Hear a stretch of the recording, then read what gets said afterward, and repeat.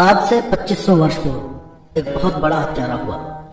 उसने 1000 लोगों की हत्या करने की कसम खाई थी कि 1000 लोगों को मारकर उनकी उंगलियों की माला बनाकर पहनूंगा। इसलिए उसका नाम अंगुली माल पड़ गया, क्योंकि उंगलियों की माला उसने पहन ली थी। 999 लोग उसने मार दिए थे और आखिरी 1000वें व्यक्ति की वह प्रतीक्षा कर रहा था। वह जिस जंगल में छिपकर बैठा था वहां कोई आता जाता नहीं था। उसकी मां भी वहां जाने को राजी नहीं थी।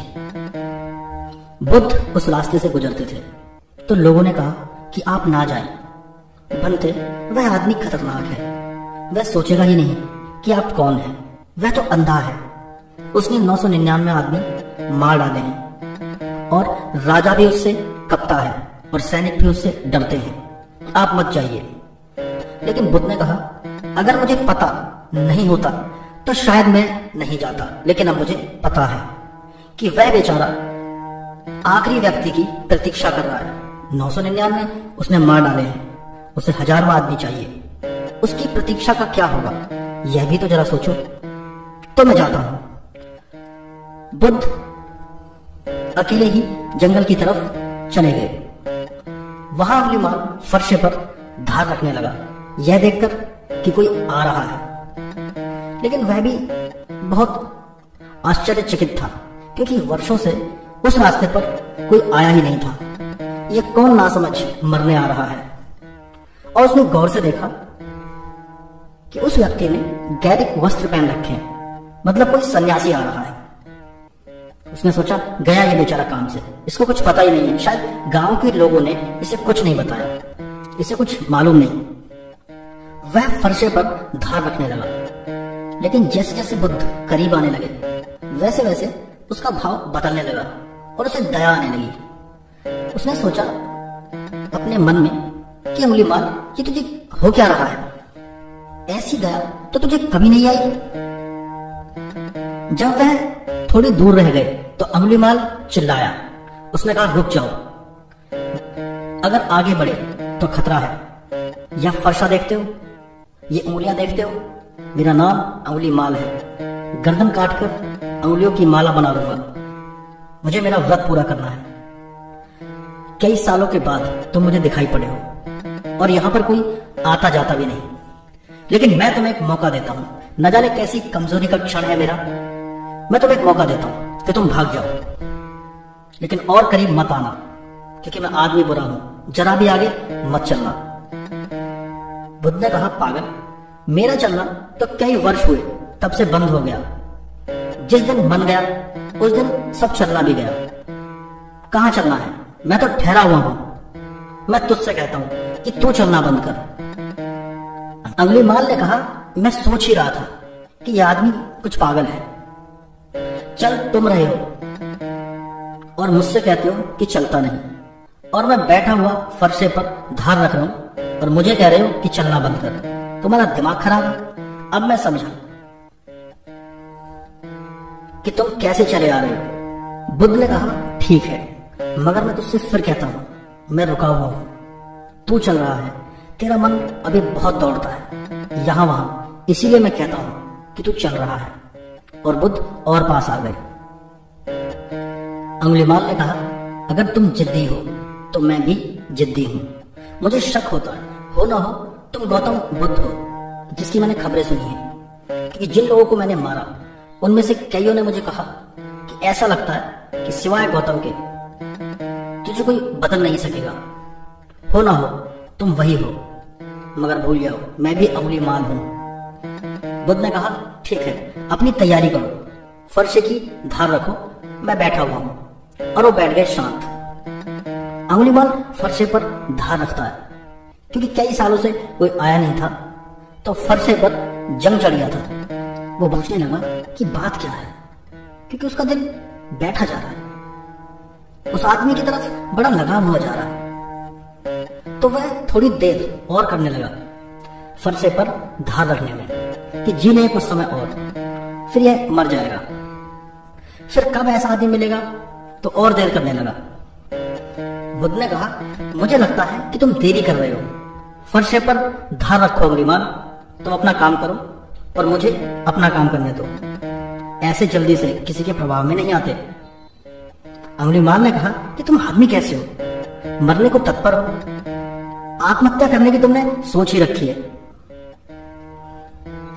लेकिन उसका दिल बदल गया है। फरसे पर वो धार बेमन से रख रहा है। फिर धार भी पूरी हो गई। फिर उसने बुद्ध से पूछा, अब क्या विचार है? बुद्ध ने कहा, विचार की संभावना कहाँ है? विचार तो मैं छोड़ ही चुका हूं अंगुलीमाल। और तू जिसे मारेगा वो मैं नहीं हूं, और जो मैं हूं उसे कोई मार नहीं सकता। कोई फरसा मुझे छेद नहीं सकता। अंगुलीमाल ने आंखों में आंखें डालकर देखा कि इस आदमी को मारना असंभव है। लेकिन फिर भी जिद पुरानी थी, तो उसने बुद्ध से कहा कि अगर तुम जिद्दी हो तो मैं भी जिद्दी हूं, मैं भी अंगुलीमाल हूं। इतनी जल्दी हार नहीं मानूंगा। मगर मैं क्या करूं? मेरा दिल कमजोर हुआ जाता है, क्यों मेरी छाती बैठी जाती है? मैं तुमसे पूछता हूं। बुद्ध ने कहा, इसका कारण है, मारने में कुछ कला है ही नहीं अंगुलीमाल। ये तो बच्चे भी कर सकते हैं। तेरे सामने एक वृक्ष है, इसकी शाखा काटकर मुझे दे। तो अंगुलीमाल ने फरसे से शाखा काटकर दे दी। बुद्ध ने कहा, अब तो इसे वापस जोड़ दे।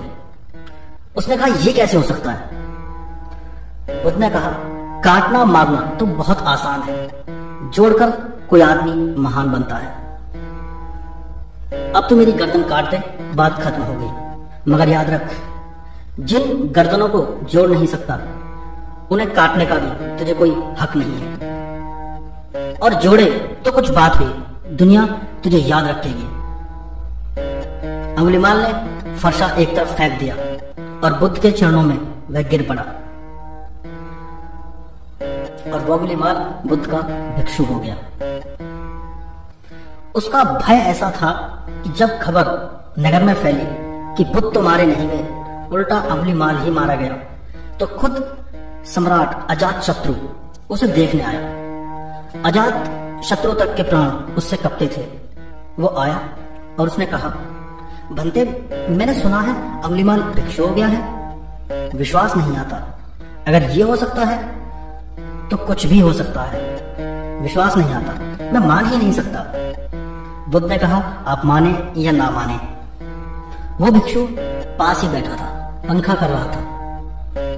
ये सोचकर कि अंगुलीमाल है, अजात शत्रु ने अपनी तलवार निकाल ली और उसने कहा, खतरनाक है ये आदमी। हो सकता है कि इसने कोई धोखाधड़ी की हो, बैठा हो बन के भिक्षु और एकदम हमला कर ले। बुद्ध ने कहा, तो तलवार भीतर रख। तलवार की कोई जरूरत नहीं है अजात शत्रु। ये अंगुलीमाल अब वो अंगुलीमाल नहीं रहा।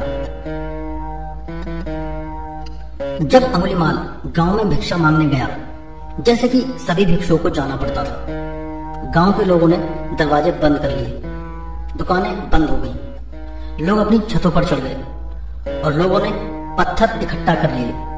और कहते हैं, जब अंगुलीमाल बीच सड़क पर था तो लोगों ने पत्थर मारे। अंगुलीमाल बीच में ही खड़ा रहा, सिर पर पत्थर गिरते रहे और लहू बहता रहा। और वो कहता रहा, बुद्धम शरणम गच्छामि, संघम शरणम गच्छामि, धम्मम शरणम गच्छामि। ऐसा कहते कहते वह नीचे गिर गया।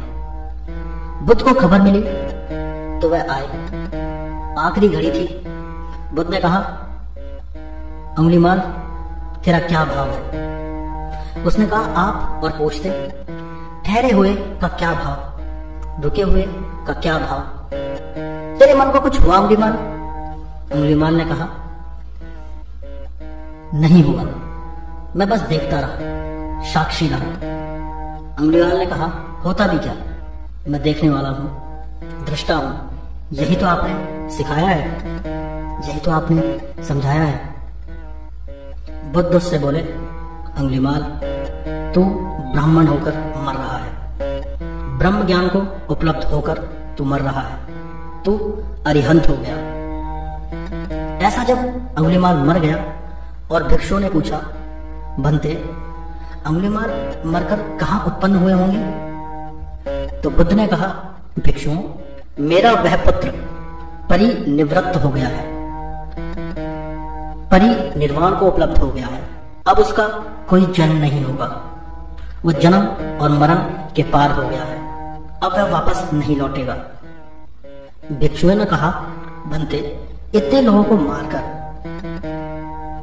परिनिर्वाण को उपलब्ध हो गया? भिक्षु को भरोसा न आया। बुद्ध ने कहा, हाँ भिक्षु, सोए सोए उसने बहुत पाप किए, लेकिन जागकर पुण्यों से उन्हें काट डाला। ऐसे वह शून्य भाव में डूबकर निर्वाण को उपलब्ध हो गया है। लेकिन भिक्षु ने फिर पूछा, भगवान, उसे तो ज्यादा समय भिक्षु हुए भी नहीं हुआ था, उसने पुण्य किए ही कहां? बुद्ध ने कहा, कभी कभी एक पुण्य का छोटा सा कृत्य भी अगर समग्रता से किया जाए तो सारे पापों को नष्ट कर देता है, काट डालता है।